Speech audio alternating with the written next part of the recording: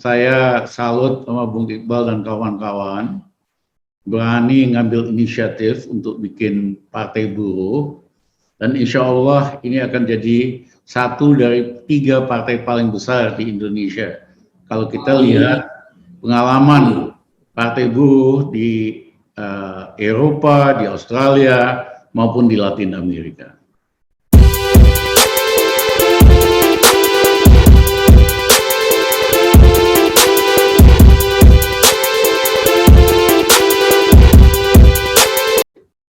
Terima kasih Bang Rizal. Kita beri aplaus buat Bang Rizal Ramli. Beliau adalah tokoh nasional di Republik Indonesia, sedikit daripada doktor ekonomi yang punya kepedulian kepada rakyat kecil, ya, yang tentu juga membangun ekonomi di kelas menengah atas, tapi benar-benar rakyat kecil tidak ditinggalkan. Tokoh nasional yang juga digadang-gadang sebagai salah satu calon presiden. Mudah-mudahan presidensial threshold 0%. Jadi Bang Rizal bisa maju sebagai salah satu calon, ya. Partai itu juga akan mendorong. Salah satu outlook 2022-nya adalah presidensial threshold 0%. Kita harus berjuang bersama. Bang Rizal, apa disampaikan oleh Bang Rizal sebagai seorang tokoh nasional sangat menarik. Saya jadi teringat dengan Lula da Silva, Presiden Brazil beberapa waktu yang lalu, yang terpilih 10 tahun. Bahkan kalau konstitusinya membolehkan, dia terpilih kembali untuk ketiga kali, berarti 15 tahun. Apa yang disampaikan Bang Rizal itu juga dijalankan oleh Lula, yaitu berbasis purchasing power, daya beli, meningkatkan konsumsi, tapi tidak mengabaikan investasi. Sehingga Lula berani menaikkan upah setiap tahunnya 30% selama 10 tahun, 300%. Dan cara Bang Rizal menaikkan upah PNS TNI Polri 125% di zaman era Gus Dur pun sama. Bahkan berarti Bang Rizal lebih dahulu dari Lula da Silva, tidak belajar Bang Rizal. Lula da Silva ini belajar Bang Rizal. Bang Rizal lebih dulu, ya, jadi menaikkan upah, kemudian multi player, konsumsi naik, pada saat bersamaan juga daya beli petani ditingkatkan dengan beberapa subsidi-subsidi yang telah dijelaskan. Dan itu dilakukan oleh Lula. Pertanyaan kita, Bang Rizal, mengapa itu selalu saja dari pemerintah ke pemerintah setelah era Gus Dur, saya rasa selalu berorientasi pada pertumbuhan ekonomi dengan berbasis investasi ANSI, seolah-olah karpet merah buat investor dengan menjual upah murah, jaminan sosial yang terbatas, termasuk jaminan kesehatan yang terbatas yang lalu, ya. Tadi perjuangan Bang Rizal dan kita juga bersama partai tentang BPJS, kita nggak lupa itu. Dan juga flexible labor market, outsourcing, upah murah, kemudian memberikan subsidi-subsidi untuk perusahaan-perusahaan atau BUMN plat merah. Kenapa itu tetap dipilih? Hal itu sudah ada contoh kegagalan, dan cara Bang Rizal yang Lula da Silva lakukan, bahkan Lula mengangkat ekonomi Brazil menjadi bridge, penyeimbang BRICS, penyeimbang daripada G8, kumpulan negara kaya. Apa faktor yang latar belakang itu?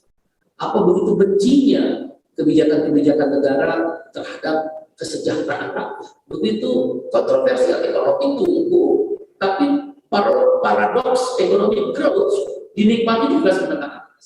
Apa latar belakang dan penjelasannya sangat sederhana. Silakan Bang. Bung Iqbal, saya salut sama Bung Iqbal dan kawan-kawan berani ngambil inisiatif untuk bikin partai buruh, dan insya Allah ini akan jadi satu dari 3 partai paling besar di Indonesia. Kalau kita lihat pengalaman partai buruh di Eropa, di Australia, maupun di Latin Amerika.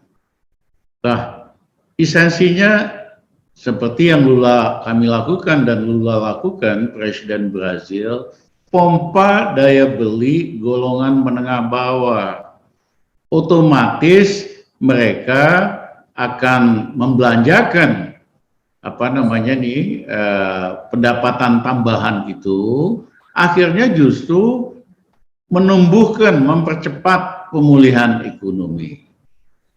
Dan yang kedua, tentu kalau mayoritas rakyat lebih sejahtera, kesehatannya baik, pendidikannya baik, mereka juga akan lebih produktif nambahin mempercepat perbaikan di dalam ekonomi. Sudah tentu investasi perlu. Tetapi investasi aja tidak cukup karena sering yang terjadi itu hanya pembangunan industri oleh negara lain, perusahaan multinasional di Indonesia. Ya, manfaatnya terhadap pekerja relatif nggak banyak banget gitu. Nah, yang ketiga tentu orientasi ekspor. Itu jelas membantu banyak hal. Banyak negara seperti Jepang, Cina, Korea, Taiwan itu mengandalkan kemajuan ekonominya dengan ekspor. Ya, kita ini salah kaprah. Rakyat justru ditekan, rakyat justru daya belinya digerogotin terus, tetapi kebijakan ekspornya nyaris sama sekali tidak agresif. Dan yang kedua juga investor terlalu dimanjakan, nggak bayar pajak 20 tahun, UKM aja bayar pajak, dan sebagainya dan sebagainya. Jadi ini mas sederhana, pemerintah model begini dengan kebijakan ekonomi yang neoliberal tidak akan mampu meningkatkan kesejahteraan rakyat, terutama pekerja. Karena alasannya selalu sederhana, upah harus ditekan agar supaya bisnis untung, investasi untung. Dia salah, justru kalau upah membaik, meningkat, rakyat punya daya beli, dia lebih sejahtera, dia juga akan lebih produktif sebagai pekerja. Yang kedua adalah banyak kita lupa, ya, upah buruh ditekan, tapi penyogokan kepada pejabat, KKN dan korupsi itu masih sangat tinggi kok. Misalnya di berbagai industri rata-rata itu upah buruh paling hanya 10%, ya tergantung ya, labor intensif lebih tinggi. Tapi mereka menyogok birokrasi, menyogok pejabat lebih dari upah buruhnya, ya kan? Jadi itu kenapa kita mesti benahin ini pemerintah supaya jadi pemerintah yang bersih dan amanah, sehingga pengusaha itu nggak banyak uang buat nyogok pejabat dan birokrasi, itu bisa digunakan untuk peningkatan kesejahteraan buruh.